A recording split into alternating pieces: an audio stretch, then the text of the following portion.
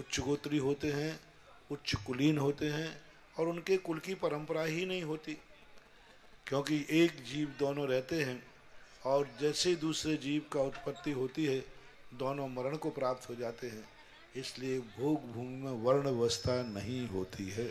महर्षि जी, क्षत्रिय, वैश्य और शूद्र वर्ण जो रहते हैं, तो ये सभी लोग एक ही धर्म को, एक ही भगवान को मानने वाले होते हैं। तो शूद्र वर्ण में भी महर्षि दिगंबर जो जिनेन्द्र भगवान को मानने वाले होते हैं। पहले जो वर्ण अवस्था थी ये कर्म के आधार पर थी, आज जो व्यवस्थाएं हो रही हैं वो भिन्न है। शूद्र को धर्म मानने में कोई आपत्ति नहीं थी, क्योंकि वो मांसाहारी नहीं था, वो शराबी नहीं था, वो आचरण उनके बिल्कुल शुद्ध थे, मात्र व्यापार का अंतर था, बाकी उनके जो खान पान रहन सहन सब एक से थे।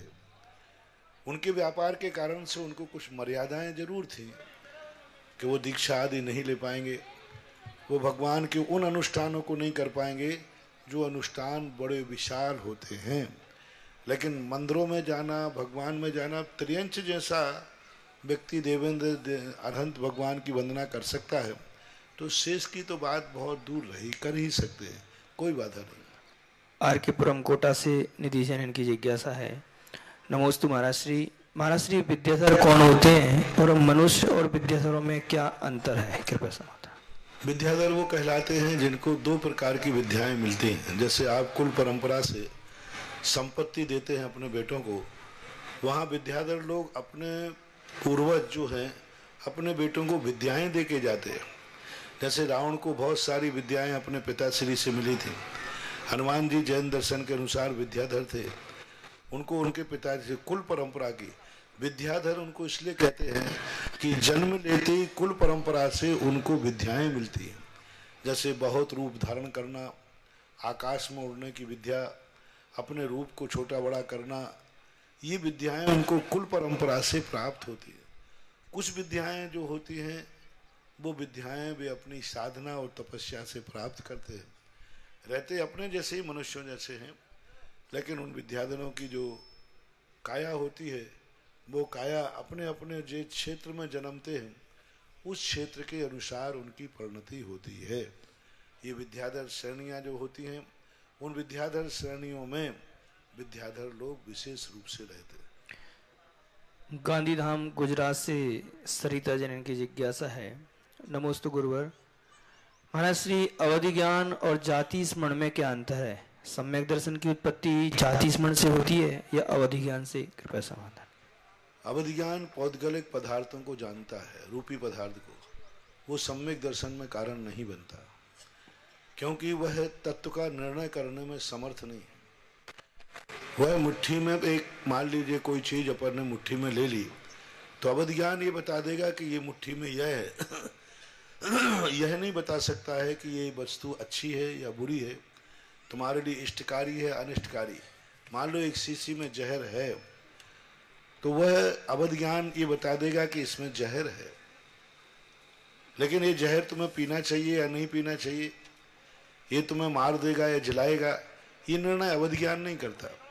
अवधि ज्ञान में हे उपादेय को जानने की शक्ति नहीं होती, कौन सा हमें नुकसानदायक, कौन सा अच्छा और बुरा, वो तो वस्तु जैसी है वैसा ज्ञान करा देगा। इसलिए अवधि ज्ञान सम्यक दर्शन का कारण नहीं होता।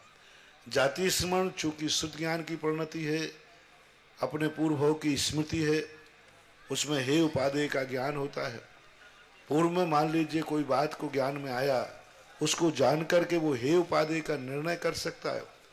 शुद्ध ज्ञान के माध्यम से जाति स्मरण हुआ, हालांकि स्मृति मति ज्ञान के भेद में आती है, मति स्मृति संज्ञा चिंता विनिरोध इत्यन अर्थांतरम, लेकिन फिर भी ये जाति स्मरण जो है सम्यक दर्शन का कारण है कि इसमें यही उपादेय का ज्ञान होता है, अच्छे बुरे की पहचान होती है। इसलिए जाति स्मरण एक घटना है जो जीवन भर नहीं रहता, जाति स्मरण थोड़े समय के लिए आता है, और अवधि ज्ञान एक अंतर मुहूर्त भी जघन्य काल है और उत्कृष्ट रूप से पूरे जीवन काल भी और जन्मांतरों तक भी जा सकता है। इसलिए जाति स्मरण और अवधि ज्ञान में बहुत अंतर है। तेंदुखेड़ा से प्रियांशु जैन की जिज्ञासा है। नमोस्तु महाराज श्री। महाराज जी, जैसे अगर किसी व्यक्ति की मृत्यु हो जाती है तो वह शमशान जाता है, तो वहाँ महाराज जी उसको ध्यान नहीं रहता और आकर मंदिर चला जाता है, तो जाना चाहिए या नहीं? कोई दोष लगेगा कृपया से? नहीं जाना चाहिए। मंदिर को जाकर के अंदर नहीं जाए, मंदिर के दर्शन तो कर सकते हैं, मंदिर की वस्तु को नहीं छूना चाहिए। केकड़ी से सिद्धार्थ जैन की जिज्ञासा है। नमोस्तु महाराज जी। महाराज जी, जैसे हम कहीं पर दर्शन करने गए तो हमने वहाँ पर गंधोदक लगाया, फिर हम उसके बाद कहीं पर जा रहे हैं और दर्शन करने, फिर वहाँ पर अगर हम सर झुकाकर नमोस्तु करते हैं, प्रणाम करते हैं, तो मस्तिष्क का लगा हुआ गंधोदक हमारे फर्श पे लग जाता है और जो व्यक्ति आते जाते हैं उनकी पैरों में आ जाता है। तो क्या महाराज जी ऐसा करना? गंधोदक एक बार सिर पे धारण करने के बाद फिर गंधोदक कहीं भी गिरता है तो गंधोदक नहीं है, वो आपको ग्रहण हो गया। जैसे आपको हम गंधोदक लगाते सिर पर तो वो सिर से नीचे लुढ़क जाता है, गिर जाता है। एक बार लगने के बाद फिर वो गंधोदक रहा ही नहीं, वो तो अपने शरीर से स्पर्श होके ही उसको जो एनर्जी देना थी दे दी, उसके बाद गिर जाने पर कोई दोष नहीं आता, ऐसा। कोटा से मेघा सेन की जिज्ञासा है। नमोस्तु महाराज जी।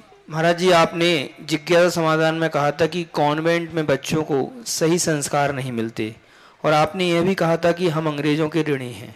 पर महाराज जी, एक बच्चे को पहला संस्कार उसके घर से मिलता है, लेकिन महाराज जी अगर घर से ही बच्चे को सही संस्कार ना मिले तो उसमें स्कूल का क्या दोष है?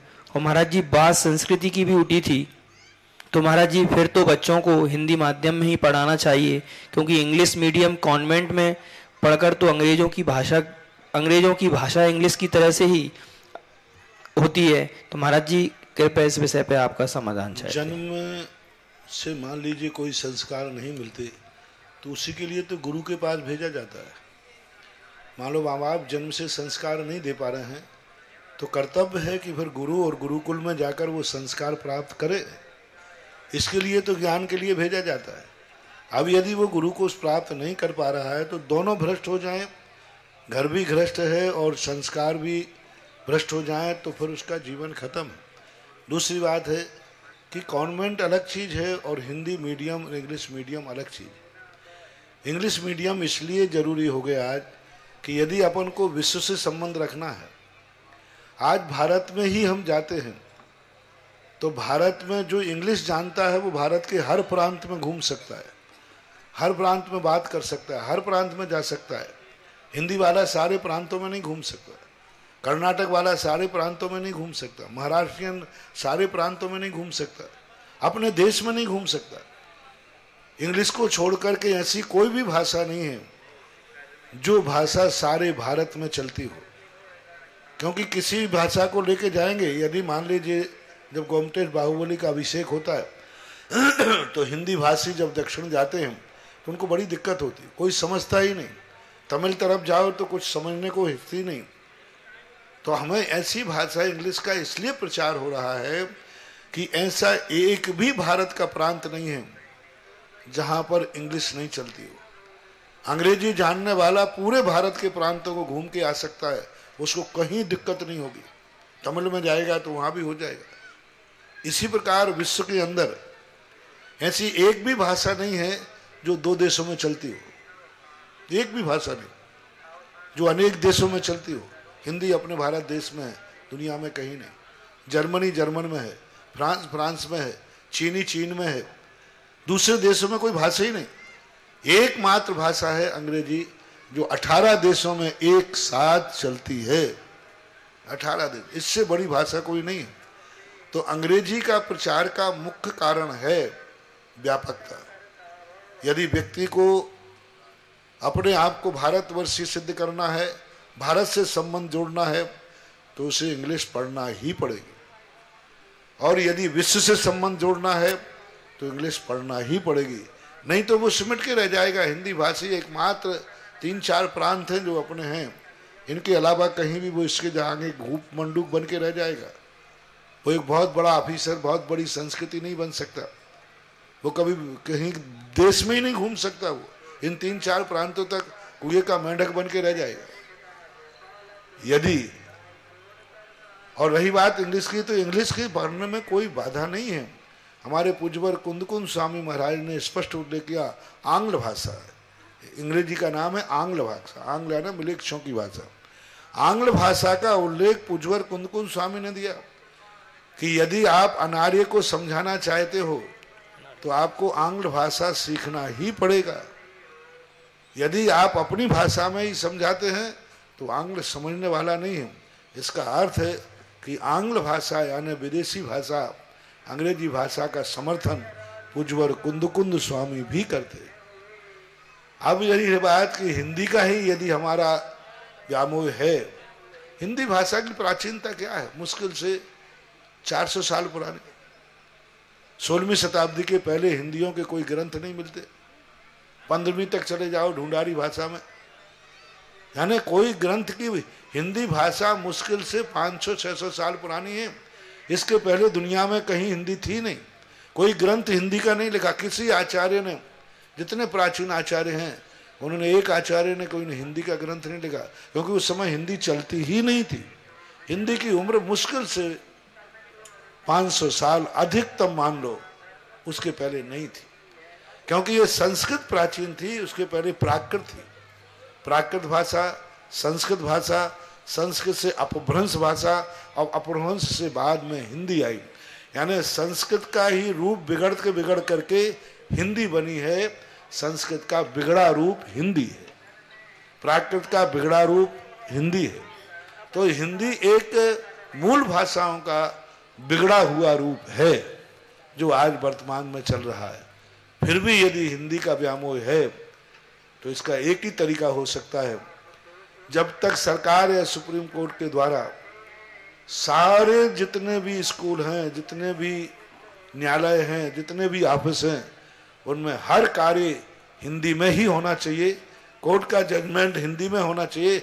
सरकारी भाषा यदि हिंदी बन जाए तो फिर हिंदी का प्रचार हो सकता है।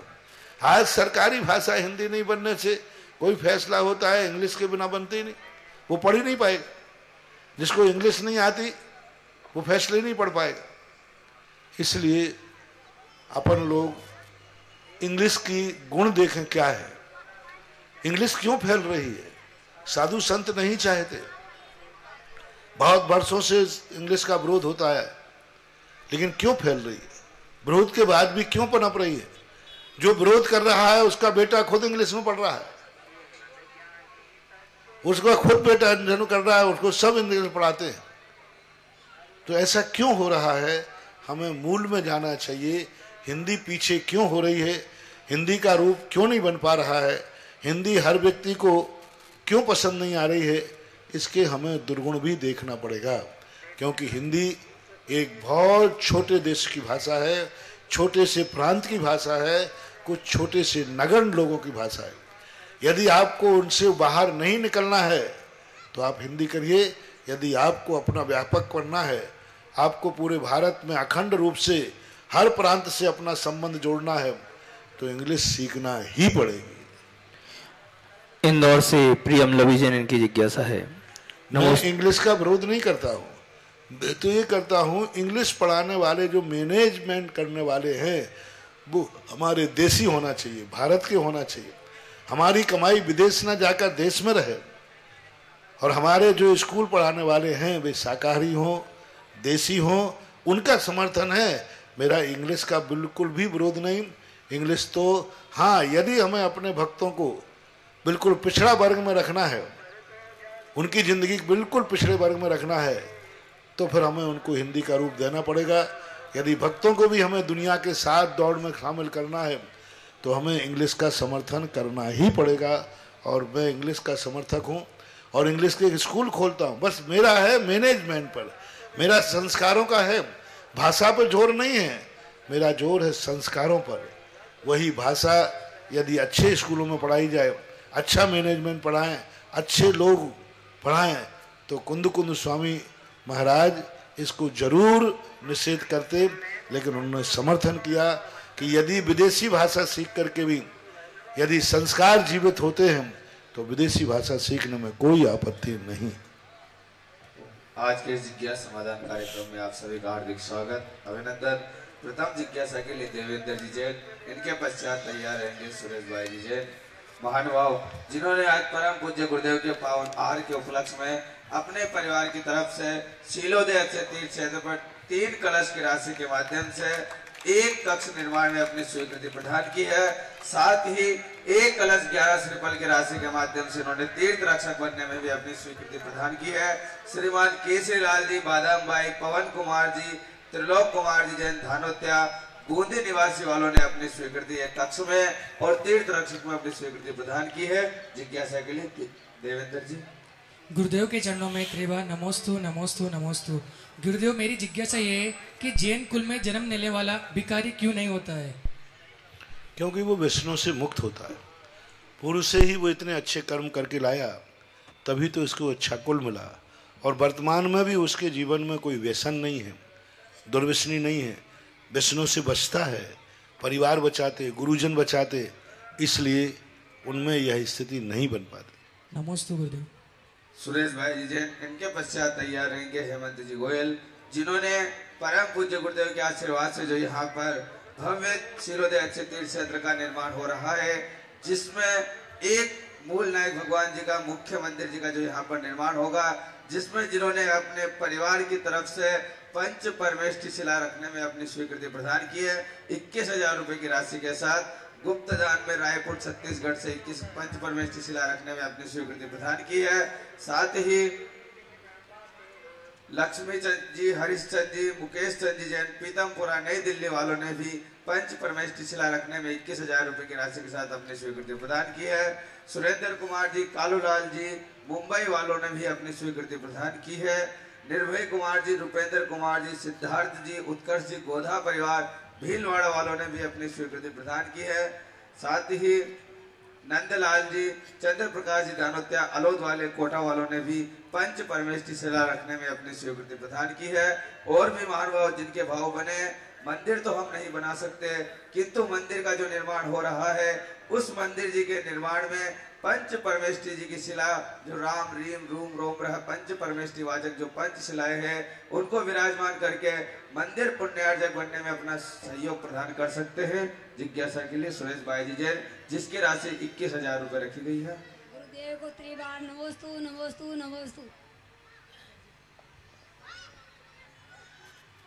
गुरुदेव, मेरी जिज्ञासा है कि प्रतिक्रमण में आता है 4 लाख देवगति, 4 लाख नरगति, 4 लाख मनुष्य गति, 4 लाख देवगति, 4 लाख तिरंज गति, 4 लाख नरगति और 14 लाख मनुष्य गति के बारे में कृपया जिज्ञासा है। इनके जीवों के उत्पत्ति स्थान होते हैं। इतने प्रकार की मिट्टी में वनस्पति उत्पन्न होती है, इतने प्रकार की स्थितियों में पानी उत्पन्न होता है, इतने प्रकार के मिट्टी में अग्नि उत्पन्न होने की क्षमता रहती है। सभी पत्थरों से अग्नि नहीं निकलती, कुछ पत्थर होते हैं जिनसे अग्नि निकलती है। सभी मिट्टी से कार्बन नहीं बनता, कुछ बारूद से बनता है, अग्नि प्रज्वलित करने वाले। अब बारूद भी मिट्टी है और ये भी मिट्टी है, तो बारूद में जो कण होते हैं मिट्टी के, वो तो इसलिए ये उन जीवों के उत्पत्ति स्थान की अपेक्षा कहा जाता है कि मेरे द्वारा इन जीवों के उत्पत्ति स्थान को नष्ट किया हो तो मैं उसका प्रतिक्रमण करता हूँ। हेमंत जी गोयल, इनके पश्चात तैयार रहेंगे अनिता जी सेठिया, जिन्होंने सिद्ध से तीर्थ सफेद शिखर जी की भूमि यहाँ पर माटी यहाँ पर विराजमान करने में अपनी स्वीकृति प्रदान की है। 26 कलश दीपक जी जैन दिल्ली वालों ने, रंजीत जी, संगीता जी, मनीष जी, स्नेहा जी, प्रियंका जी जैन सा परिवार गुवाहाटी वालों ने, विनोद जी, मंजू जी, रौनक जी, सोमनाथ साड़ी वाले गुवाहाटी वालों ने, मनीष जी जैन सा परिवार गुवाहाटी वालों ने, विजय जी, ऋषभ जी इम्फाल वालों ने, प्रकाश जी जैन सह परिवार नलबाड़ी वालों ने, ललित जी जैन सह परिवार इम्फाल वालों ने, साथ ही दिलीप जी, सुमन जी, अरविंद जी, प्रवीणा जी, सोनल जी, अंकुर जी जैन सह परिवार अमेरिका वालों ने भी 10 कलश से यहाँ पर मिट्टी विराजमान करने में अपनी स्वीकृति प्रदान की है। और भी जिनके भाव बने अपने भाव को हम तक प्रेषित करें। जिज्ञासा के लिए हेमंत जी। परम पूज्य गुरुवर के चरणों में सत सत नमन। गुरुवर, मेरी जिज्ञासा है कि सुदर्शनोदय तीर्थ क्षेत्र में आपका 7 माह का प्रवास हुआ, उसमें अनेकों भक्त आए और अभी भी आ रहे हैं। उनमें से बहुत से भक्त ऐसे हैं, उनमें से किन्हीं को हम संतुष्ट नहीं कर पाते या कम संतुष्ट कर पाते हैं। हमारी योग्यता के अनुसार हमको संतुष्ट कर पाते हैं, तो हमारे किस प्रकार का पुरुषार्थ हो, किस प्रकार का उनको आशीर्वाद मिले आपका? संतुष्टि किस प्रकार की? वो क्या चाहते जो तुम संतुष्ट वो नहीं कर पाए? आपके अभाव की जो संतुष्टि है वो किस प्रकार पूर्ति हो गुरुवर? उनके अभाव की संतुष्टि यही है कि महाराज ने इस मूर्ति का जो अतिशय है वो बताया है। महाराज के कारण से उसमें अतिशय नहीं है। मैं कई बार कह चुका हूँ, मैं कोई दीप नहीं जलाता हूँ, जलते हुए दीपक को बुझे हुए दीपक से स्पर्श करा देता हूँ। तो आज भगवान की जो मूर्ति है, तीर्थ क्षेत्र का जो एनर्जी है, अतिशय है, वो आज भी यथावत उस मूर्ति में विद्यमान है। महाराज खुद कह के गए हैं कि भाई मैं इस मूर्ति के सारे अतिशय, सारे चमत्कार, सारी शक्तियाँ वहीं छोड़ करके जा रहा हूँ और आज भी उस मूर्ति के अभिषेक शांति धारा करने से वही लाभ प्राप्त होता है जो महाराज के सामने प्राप्त हो सकता था। अब ये तो आपके वक्तृत्व शैली या उसको सामने वाले के विश्वास की बात होती है, बाकी समवस्तु साधु के साथ नहीं। साधु तो जहाँ जाता है वहाँ की एनर्जी को डेवलप करके बता देता है, बाद में लेके नहीं आता। मैं वहाँ की किंचित मात्र भी एनर्जी लेके नहीं आया हूँ।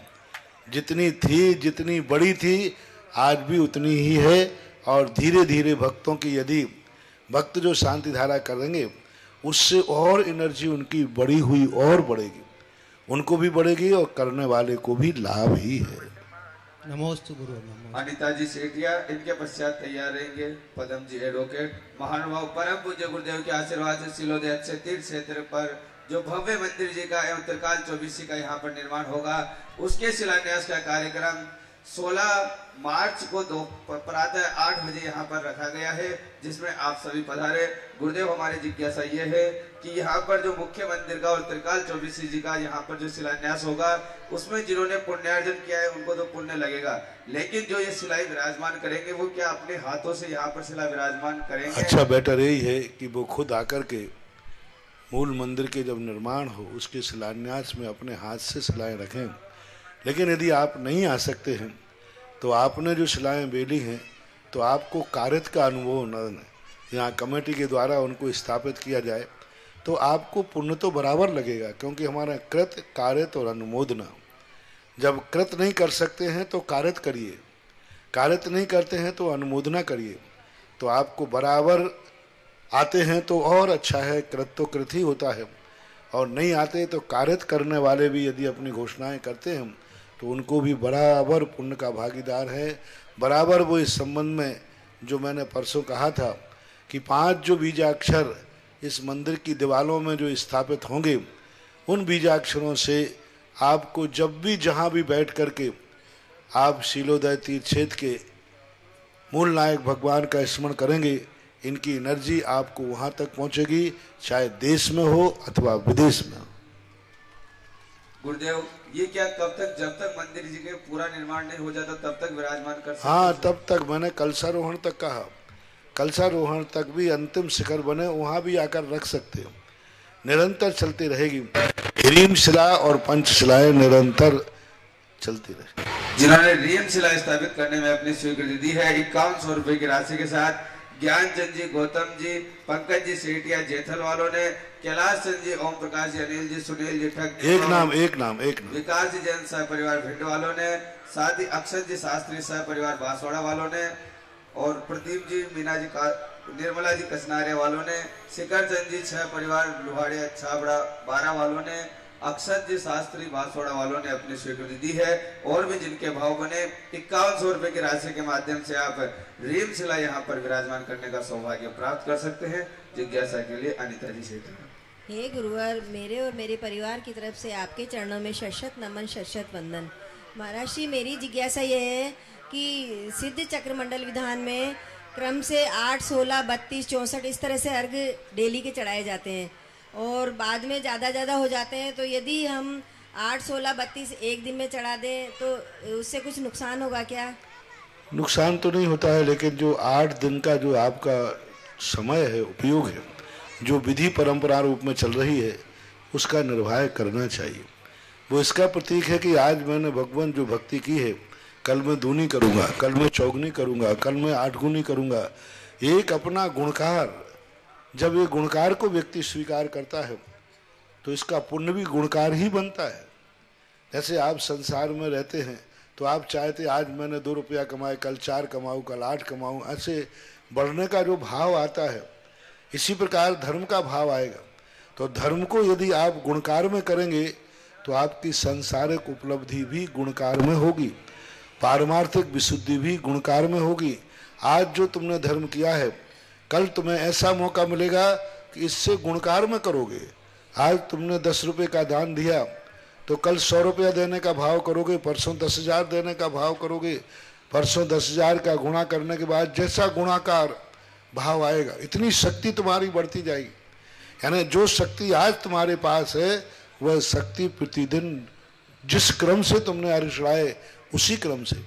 मैना सुंदरी ने सिद्ध चक्र मंडल विधान के दिन, आप लोग तो अर्घ दूने दूने करते हैं, उसने दान दूना दूना किया था। जैसे आज उसने कल मान लीजिए 10 स्वर्ण मोहरों का दान दिया, दूसरे दिन तीसरे दिन 100 गुण,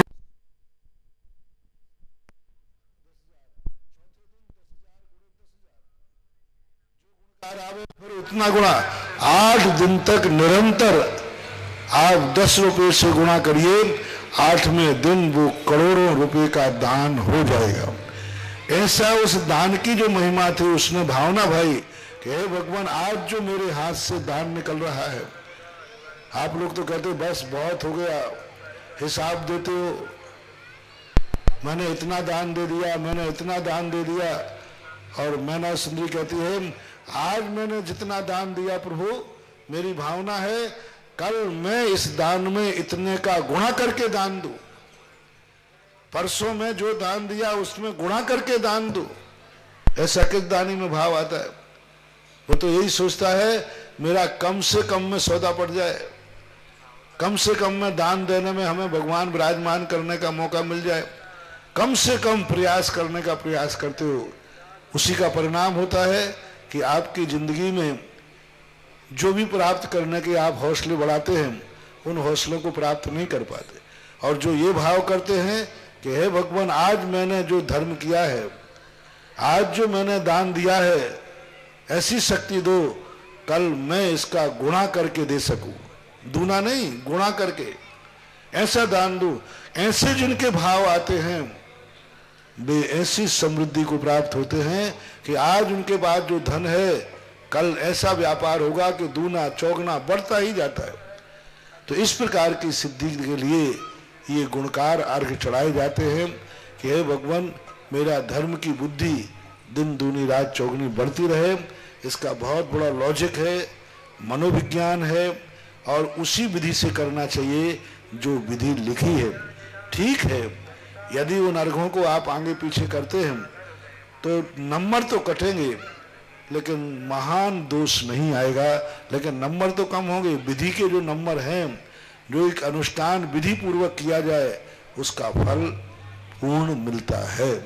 जैसे आपके देखा कि जो कोई व्यक्ति गणित का विद्यार्थी है और गणित का विद्यार्थी है, एक विद्यार्थी ने विधि सही की, 20 नंबर का क्वेश्चन है तो विधि पे 15 नंबर होते हैं और 5 नंबर उत्तर आंसर पे होते हैं। एक व्यक्ति ने विधि सही की, आंसर गलत कर दिया, 15 नंबर मिले। एक ने विधि बिल्कुल गलत की, उत्तर सही निकल किया, 5 नंबर मिले। फायदा किसमें है? विधि सही करने, विधि करने में। इसलिए क्रिया विधि पूर्वक करना चाहिए, वही श्रेष्ठ माना जाता है। महाराज जी, लेकिन अब जैसे 2 दिन निकल गए, हम चाहते हैं कल से सिद्ध चक्र का विधान करें। आपकी मजबूरी आपकी तो है, कर सकते हैं ना? मजबूरी के कारण मार्ग नहीं बदला जा सकता, नंबर कटेंगे, बस बात खत्म है। नमस्ते महाराज। पदम जी एडवोकेट, इनके पश्चात तैयार रहेंगे रिद्धि जी जैन, जिन्होंने एक कलश 11 सेबल की राशि के माध्यम से तीर्थ रक्षक में अभी भी अपनी स्वीकृति प्रेषित की है। श्री नत्तीलाल जी, धर्मेंद्र जी, नीरज जी, धनेश जी, सुबोध जी, आदित्य जी, वंशिका जी, नमोकार डुग हाउस, घंटाघर रोड, धौलपुर, राजस्थान वालों ने तीर्थ रक्षक में अपनी स्वीकृति प्रदान की है। साथ ही पंच परमेष्टि शिला रखने में जिन्होंने अपनी स्वीकृति प्रदान की है, श्रीमती चमन देवी, सतीश जी, सरोज जी, सपरिवार रेवाड़ी, हरियाणा वालों ने भी अपनी स्वीकृति प्रेषित की है। जिन्होंने रीम शिला में अपनी स्वीकृति प्रेषित की 5100 रुपए की राशि के साथ नेमी कुमार जी प्रियसा जी जैन सह परिवार दुर्गापुरा जयपुर वालों ने, मोहित जी जैन सह परिवार दिल्ली प्रतापगंज दिल्ली वालों ने, संजय जी सीमा जी जैन सह परिवार वालों ने भी अपनी स्वीकृति प्रेषित की है। प्रदीप जी जैन करनाल हरियाणा वालों ने भी रीम शिला स्थापित करने में अपनी स्वीकृति प्रेषित की है। जिज्ञासा के लिए पदम जी। मेरे आराध्य गुरुदेव के चरणों में सत नमन, सत नमन। एक गुरुदेव, जो सिलोदे तीर्थ क्षेत्र पर जो 30-24 का निर्माण हो रहा है, क्या उसमें महिलाएं निर्माण करा सकती है? यदि हाँ तो क्या उनका नाम वेदी पर या भगवान के उस पर लिखा जाएगा या नहीं? वेदी पर तो लिखा जाएगा, भगवान के ऊपर लिखने की परंपरा नहीं है इसे नहीं, लेकिन वेदी पर बराबर माता का नाम, पत्नी का नाम, बिटिया का नाम वेदी पर लिखने में कोई आपत्ति नहीं।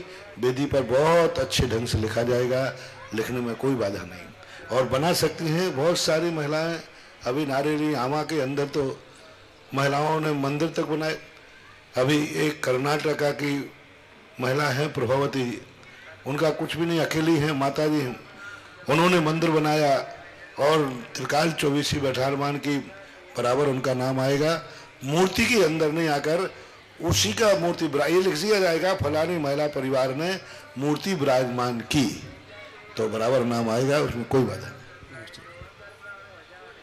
रिद्धि जी जैन, इनके पश्चात तैयार रहेंगे नितिन जी चांदवाड़। ए स्वामी नमोस्तु नमोस्तु नमोस्तु।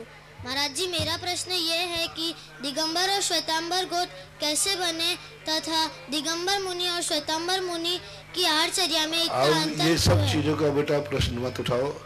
ये जो न्यारो पूत पड़ोसी दाखिल, जब दो भाई अलग हो गए हों तो अब ये अलग कैसे हुए, इस कहानी से निकालने से कोई फर्क नहीं पड़ता, कोई अंतर नहीं पड़ता।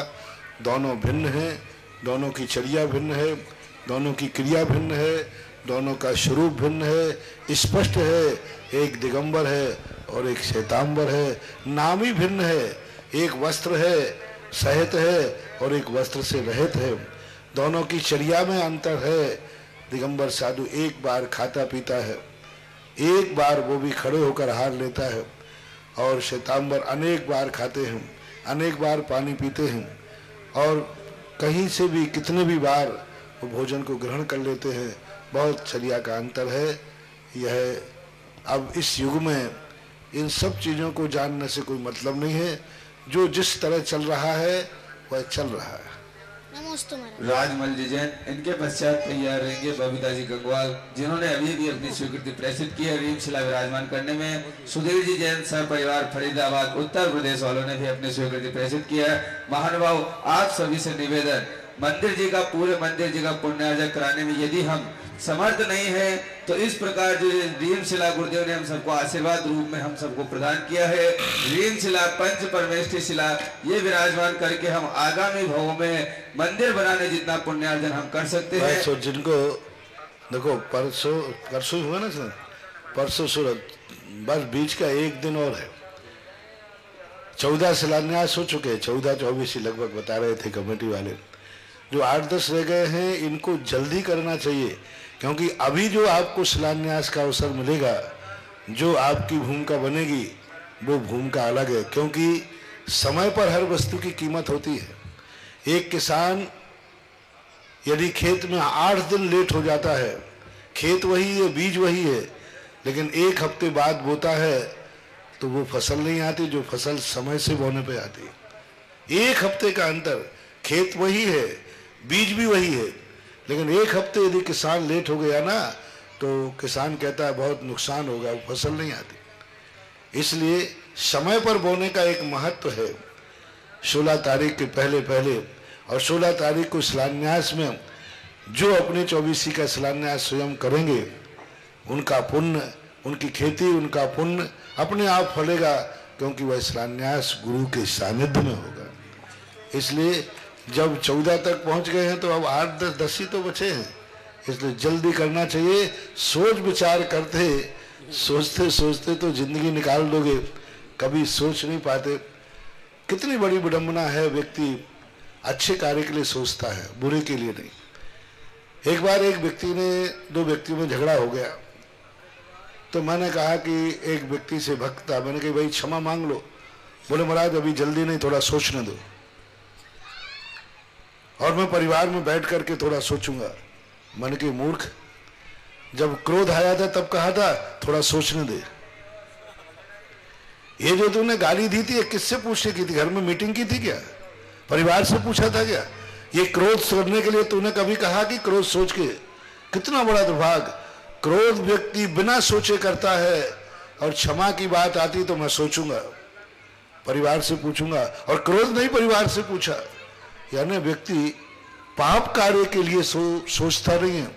जिस समय भाव आया तुरंत, at a time, present position, और उसी समय कर लेता है, उसी समय कर डालता है। गुस्सा आता तो मारना है तो मार भी डालता है, लेकिन धर्म कार्य के लिए, अच्छे कार्य के लिए सोचता है, विचार करता है। जितना तुम 24 को सोच रहे हो ना, इतना तो जुआड़ी जुआ के लिए भी नहीं सोचता। धर्मराज ने जब जुआ चलाया तो ऐसा नहीं सोचा था। देखो आप लोग क्या करते हैं, मेरे पास सारे सुनता रहता हूं, आप लोगों को कुछ बोलना है, महाराज सोच रहा हूं, परिवार में मीटिंग कर रहा हूं, भाइयों से पूछ रहा हूं। तो मैंने सोचा कि इतना तो धर्मराज ने जुआ खेलते समय नहीं सोचा, कि जब जुआ पे खेल रहे थे तो उन्होंने सोचा मैं पहले 5 भाइयों से पूछ लूं। जुआ खेलते समय 5 भाइयों से पूछने का विचार आया क्या? नहीं आया। द्रौपदी को दाव पे लगाते समय पूछा कि द्रौपदी से पूछ लूं, मैं दाव पे लगा रहा हूं। इंद्रप्रस्थ 5 भाइयों का था, पर धर्मराज ने अकेले दाव पे लगा दिया। धर्मराज को यह तो सोचना चाहिए कि भाई इंद्रप्रस्थ की सारी संपत्ति पर 5 भाइयों का अधिकार है, मैं अब 5 भाइयों से पूछूंगा तभी दाव पे लगाऊंगा, लेकिन नहीं पूछा। विचित्रता है, पाप करने के लिए व्यक्ति पूछना उचित नहीं समझता, और धर्म कार्य के लिए पूछ रहा है। यही है विनाशकालीन विपरीत बुद्धि। अधर्म के लिए नहीं पूछता, लेकिन धर्म के लिए बहुत पूछता है, डिस्कशन करता है, ये करता है। नहीं बंधुओं, धर्म तो ऐसा करो, पाप के लिए कैसा करो? और आप उल्टा करते हो, काल करंते आज कर, आज करंते अब, पल में पल रहे होएगो, बहुर करेगो कब। और आप क्या करते हैं, आज करंते काल कर, काल करंते परसों, जल्दी जल्दी क्यों करता है, अभी तो जीना बरसों। ये चीज तुम्हारी धर्म क्षेत्र में होती है, इसलिए आपका भी मौका है। फिर 16 तारीख तो फिक्स हो चुकी है, उसका तो शिलान्यास होना ही है। महाराज जी, यदि किसी के परिवार में भाव बन रहे हों और भाव बनने के बाद भी थोड़ा वो संकोच कर दे, तो क्या इसमें वो कैसे अपने भाव को मजबूत? तो भाव तो मजबूत बनाना ही पड़ेगा। ये बनाना चाहिए, काश यदि हमारे जीवन में दुर्घटना आती तो, यदि हम किसी कारण मरण को प्राप्त हो जाते तो, किसी कारण से ये धन किसी यहाँ लुट जाता तो, हमने ऐसे लोग देखे, आपने स्मरण दिला दिया तो। लीजिए, एक स्थान की घटना है, प्रत्यक्ष घटना है। एक व्यक्ति के लिए समाज ने कहा कि सेठ जी इस घटना आप बोलिए। आचार्य महाराज के सामने घटना थी। महाराज जी इनसे एक मूर्ति, एक वेदी बनवाइए, हमारे यहाँ के सेठ। उन्होंने कहा नहीं साहब, हमारे पास तो नहीं है, हम तो बहुत गरीब हैं आदमी, मैं बाल बच्चे पढ़ रहे हैं, हम लोग साधु लोग सीधे साधे।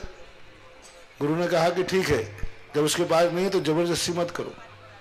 कर्म ने देखो उसको 2 महीने बाद ही उसके जब छापा पड़ा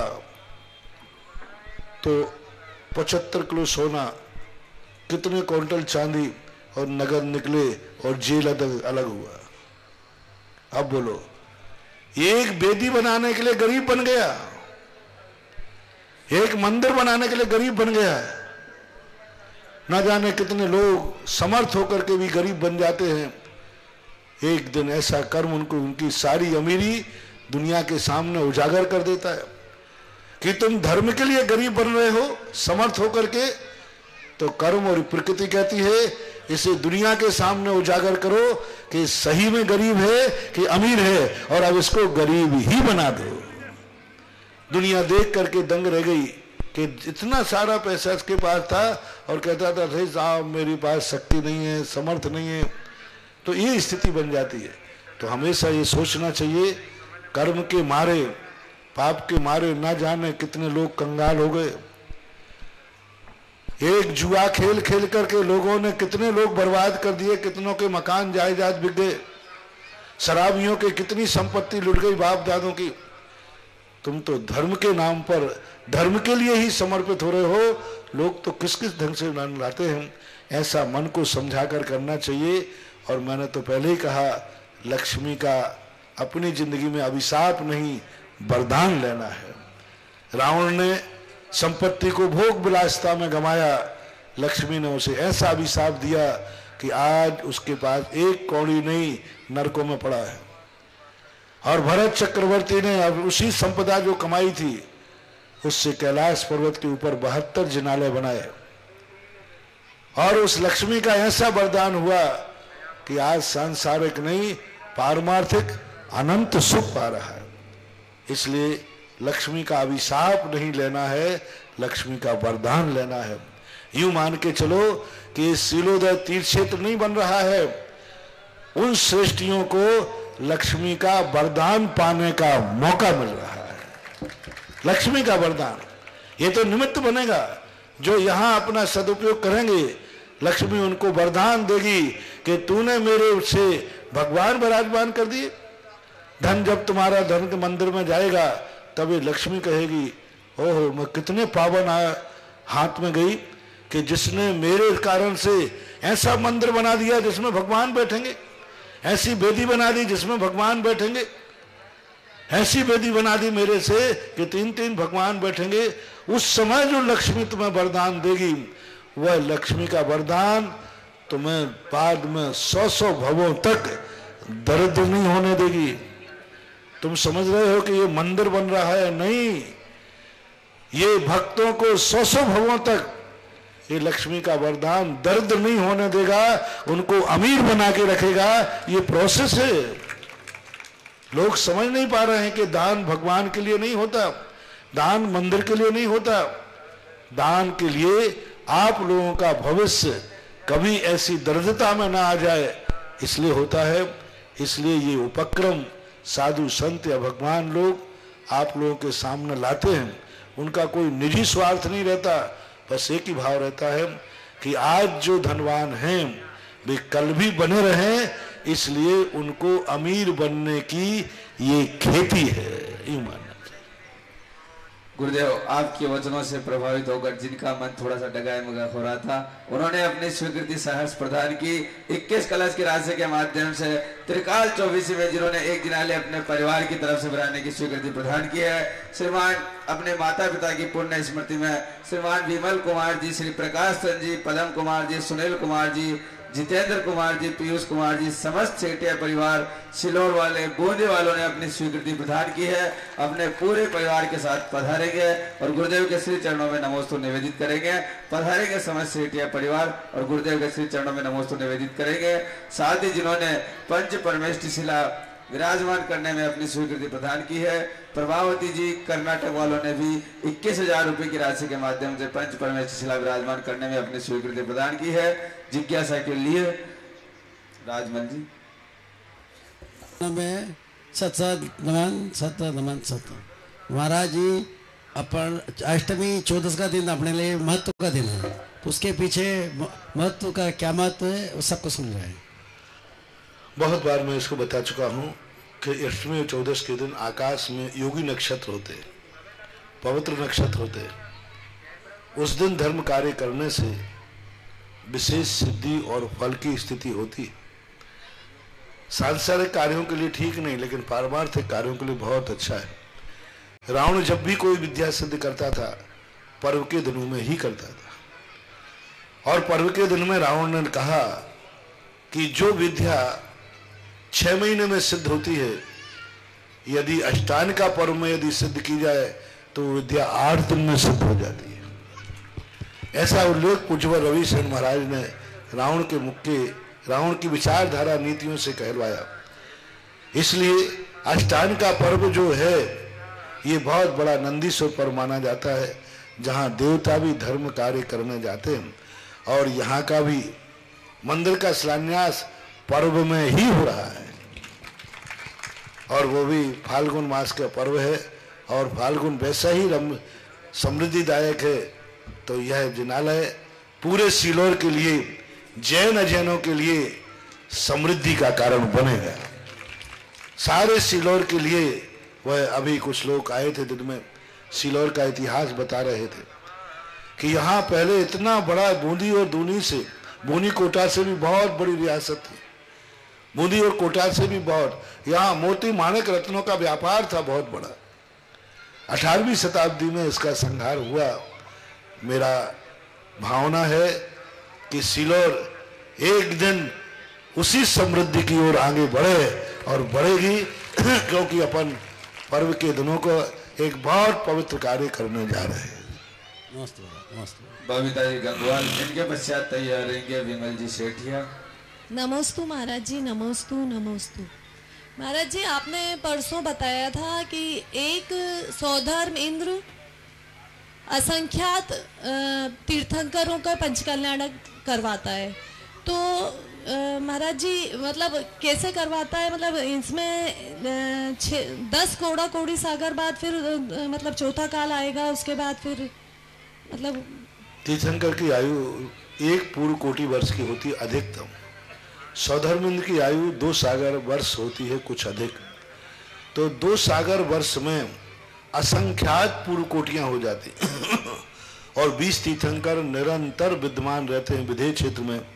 तो एक पूर्व कोटि के बाद दूसरा तीर्थंकर आएगा, तो ऐसी पूर्व कोटियां उसके जीवन में असंख्यात पूर्व कोटि हो जाती, अर्थात उसके जीवन काल में असंख्यात तीर्थंकर अवतरित होकर के मोक्ष चले जाते हैं एक तीर्थंकर के काल में। तो वो ही अपने भरत क्षेत्र के तीर्थंकरों के करवाते हैं? नहीं, भरत क्षेत्र का नहीं, भरत के नहीं होगा। भरत का तो एक भी तीर्थंकर का पूरा कर पाए कोई नियम नहीं है, क्योंकि ऋषभ देव के और अजितनाथ के बीच में 50,000 सागर वर्ष, 50 करोड़ सागर वर्ष का, 50 करोड़ सागर वर्ष का अंतर है ऋषभ देव और अजितनाथ भगवान के बीच में। और सौधर्मेंद्र की आयु मात्र 2 सागर की है और वो 50 करोड़ हजार सागर वर्ष, तो इसमें तो हजारों सौधर्मेंद्र हो गए। यानी ऋषभ देव का पंचकल्याणक जिस सौधर्मेंद्र ने बनाया था, अजितनाथ भगवान के बीच में हजारों करोड़ों सौधर्मेंद्र होकर के चले गए। जब करोड़ों होने के बाद फिर अजितनाथ का किसी ने मनाया, संभवनाथ में भी ऐसे ही करोड़ों हो गए। तो ऐसी स्थिति में भरत क्षेत्र का तो 10 कोड़ा कोड़ी सागर वर्ष में 24 तीर्थंकर होते हैं। हाँ, जैसे पारसनाथ, नमीनाथ, नेमनाथ, इनकी संख्या बहुत नगण्य थी तो उनकी कर सकते हैं। जहाँ ये पूरे 2.5 द्वीप की अपेक्षा से है और मूल रूप से विधेय क्षेत्र की अपेक्षा से वो असंख्यात तीर्थंकरों का पंचकल्याणक बना लेता है। यहाँ के भरत ऐरावत क्षेत्र की अपेक्षा नहीं है। महाराज जी, अभी अभी मंडी द्वीप से विजय कुमार जी का फोन आया, वो मेरे भाई साहब हैं। उन्होंने कहा है कि जो मैना सुंदरी का आपने अभी बताया, तो वो उस टाइम उनकी परिस्थिति ऐसी नहीं थी और वो जंगल में उन्होंने सिद्ध चक्र मंडल विधान किया। क्यों, उसे कोई देश निकाला दिया गया था क्या? जंगल में किया था ना, जंगल में थे। देखिए, राजकुमार श्रीपाल तो अब राज्य से संबंधित तो थे ही, सारे राज्य व्यवस्थाएं तो होती ही थी, वो राजकुमार थे। वो तो बीमारी के कारण से नेचुरल पैथी के लिए जंगल में गए थे, राज छोड़ते हुए थोड़ी गए थे। पूरी राजा के पास से धन आ रहा था, इधर माँ बाप ने तो मात कोड़ी से विवाह किया था, कन्या का परित्याग थोड़ी किया था। दहेज में देखो कितना धन दिया गया। मैना सुंदरी के विवाह के समय उनके पिता ने कितने प्रकार की करोड़ों मुद्राओं का धन दिया था। तो कोई ऐसा नहीं है कि उसने पिता ने कोई शादी ऐसे ही कर दी हो। राजा थे उनके पिता महिपाल, और महिपाल राजा ने कितने करोड़ों मुद्राओं का उनके लिए भेंट दी थी। और पीहर बराबर था, पीहर का त्याग नहीं हुआ था। वो तो एक घटना थी, दोनों बेटी और पिता के अंदर एक कसाई जाग गई, पिता मान में चला गया। उधर राजा श्रीपाल भी राजा के पुत्र थे, उन्होंने राज दरबार का त्याग नहीं किया था, राजा से बराबर संबंध था, उनके साथ सेना थी, सारा राज दरबार से सारा खर्च आता था। 700 कोड़ी थे, 700 कोड़ियों की व्यवस्था होती थी। इसलिए इधर श्रीपाल का भी धन था। श्रीपाल की जब शादी हुई तो बहुत ठाट बाट से हुई। श्रीपाल की तरफ से भी कितना ज्यादा। आप लोग भी अपने बेटे की शादी करते हो तो बहू को कुछ चढ़ाते हो कि नहीं चढ़ाते हो? बोलो ना, चढ़ता है। बिटिया की शादी करते हैं तो कुछ उसको देते कि नहीं देते? ऐसे ही वहां दिया। वहां तो कहा राजा थे, दोनों राजाएं थे, इसलिए उनके यहाँ धन की कोई कमी नहीं थी, धन से पूर्ण परिपूर्ण थे। वो एक घटना थी जो एक घट गई। महाराज जी पहले क्या करा था उन्होंने? पूर्व भाव में क्या कर्म किए थे मैना सुंदरी ने जो ऐसा? अब उसका कोई उल्लेख ऐसा देखने में नहीं आया, लेकिन कर्म निश्चित किया था तभी तो फल मिला। क्योंकि कुछ कथाओं के प्रसंग लोभ को प्राप्त हो गए अंतराल ज्यादा पड़ जाने से। विमल जी सेठिया, इनके पश्चात तैयार रहेंगे ममता जी जैन, जिन्होंने अभी अभी रीम शिला स्थापित करने में अपनी स्वीकृति प्रेषित की है। मोहित जी जैन सह परिवार पड़पड़गंज दिल्ली वालों ने, विमल चंद जी जैन सह परिवार बूंदी वालों ने, भारत भूषण जी मंजू जी जैन मथुरा वालों ने, साथ ही इन्होंने 10 कलश भी विराजमान करने में अपनी स्वीकृति प्रदान की है। अश्विनी जी गोदार सह परिवार जयपुर वालों ने, अरिहंत कलेक्शन अलोद वाले बूंदी वालों ने, सीमा जी जैन सह परिवार मेरठ वालों ने भी अपनी स्वीकृति प्रेषित की है। साथ ही पंच परमेष्टि शिला जिन्होंने विराजमान करने में अपनी स्वीकृति प्रेषित की है। अशोक जी, चंदन जी, वीना जी जैन दिल्ली वालों ने, साथ ही चक्रेश जी जैन ललितपुर वालों ने भी पंचशिला विराजमान करने में अपनी स्वीकृति प्रदान की है। जिज्ञासा के लिए विमल जी सेठिया। नमोस्तु नमोस्तु नमोस्तु नमोस्तु। भगवान श्री रामचंद्र जी और लक्ष्मण जी और बलराम जी और श्री कृष्ण जी, इनमें श्री राम का तो बहुत नाम है, बाकी बलराम जी का बिल्कुल नाम नहीं है। बहुत अच्छा प्रश्न है। देखो, सारा संसार उन्हीं को पूछता है जिनके जीवन में बहुत संकट आते हैं। रामचंद्र जी का जीवन शुरू से संकटमय रहा, लेकिन संकटों में व्यक्ति धर्म नहीं छोड़ता है, दुनिया उसी की पूजा करती है। इतना संकट आया, इतना सब कुछ आया।